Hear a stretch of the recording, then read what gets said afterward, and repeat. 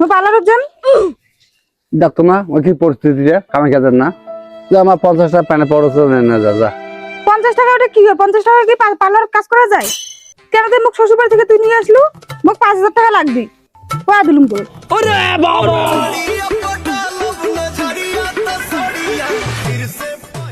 এই 6000 ফলোয়ার্স মোর কতদিনে যে 1 লাখ হবে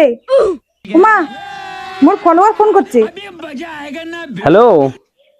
হ্যাঁ তোমার বিটিকে দাদা না আরে বৌদি মুই তোমার বড় ফ্যান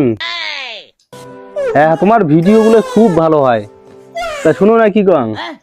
মানে তোমার যে ভিডিওগুলো যে করেন না তোমার যে আর একটু যদি ড্রেসটা আর কি ছোট করে যদি আর কি ভিডিওগুলো করলে না আরো ভালো হইলো অনেক ভালো হইলো ঠিক আছে মই যতটা পাম হট ড্রেস পেন্দারের চেষ্টা করি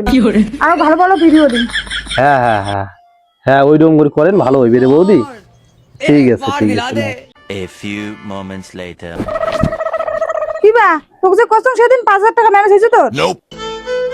যা ছোট 5000 টাকা আছে গরু কিনতে তুই ওই টাকাটা নিয়ে যা যা আগত না কইলে হলি গয় ঠিক আছে তা নিলুম মুই